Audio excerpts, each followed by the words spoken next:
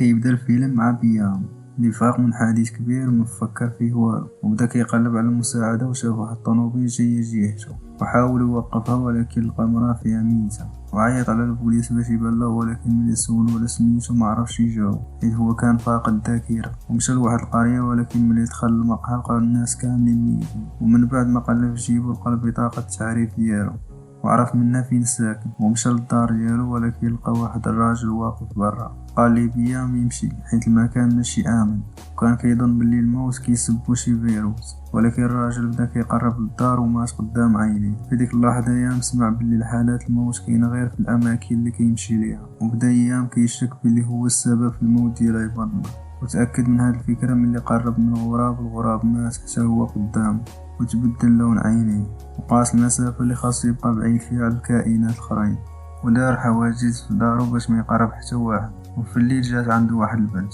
ولكن هو قال لها متقربيش، وغريب في الامر انها قربات وما وقع لها والو، وقالت ليه باللي كانت معاه في الحديث ولكن حتى هي ما كتفكر والو. وبداو كيقلبوا في الدار على شي حاجه تفكرهم، ويام تذكر الاسم ديال البلاصه كانت في الجسر. مشى هو وهي يقلبوا عليها ولكن ما لقاو والو، قرروا يراجعوا المكان ديال الحديث ويشوفوا واش يقدروا يتفكروا شي حاجه. وملي وصلوا للبلاصه لقاو واحد الدائره سوداء في ديك البلاصه، وقال لها يام على القصه ديال الموت وباللي هو السبب. من بعد قررت باش تمشي لشي بلاصه، وملي تبعها وقفاتو الشرطه، وملي بعدات على يجين ماتوا البوليس كلهم. من بعد تبع ايام وقال لها بلي الحل انهم يبقاو مجموعين حيت ملي كتكون معاه ما كيموت حتى واحد. مشاو للسبيطار باش يدير سكانير راسو، ولكن في الاخبار سمعوا بلي هو مطلوب حيت البوليس كيتهموه بقتل البوليسيه، حيت ملي كانت موقفه كانت كتهضر مع ولدها وولدها كان كيسمعها. والبوليس كيكونوا في السبيطار وكيقلبوا عليهم ولكن كيقدروا يهربوا. وفي اليوم الثاني في الاخبار قالوا باللي تعرفوا على الشركه ديالها وهي روس عبر الراجل ديالها. مشاو عند راجلها وعاودوا ليه القصه ولكن ما تاخش بيهم، باش يوريه الحقيقه يام قرر واحد جوج حمامات وماتوا قدامه، واقتنع الراجل وقرر يعاونهم وخباهم في المخزن. وروس اكتشفت بلي عندها اخت كانت مفقوده، ولكن الراجل قال لها بلي دازت عام وهي كتقلب عليها.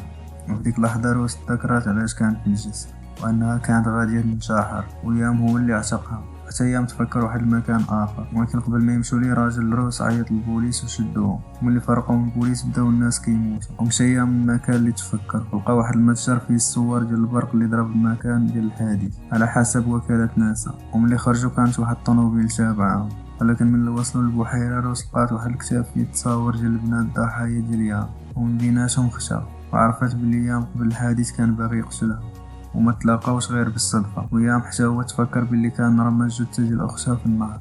وفي هاد اللحظه روز جات بالبندقيه وخداتو للدار، ولكن لقات الناس كيتسناو، ويام حاول يبعد عليها باش ما تموتش بسببه، ولكن الناس اللي تبعوه ماتوا واحد بواحد. وملي بغات روز تهرب ضربوها بالقرطاس، ويام هزا وداها كيجري للسبيطار. وملي دخلوا الاسعاف يام قرر يقتل راسو باش ما يموت حتى واحد اخر بسببه من جديد. وهنا كيسالي الفيديو ديالنا ديال اليوم. الا عجبك ما تنساش دير لايك وكومونتير وتهلا.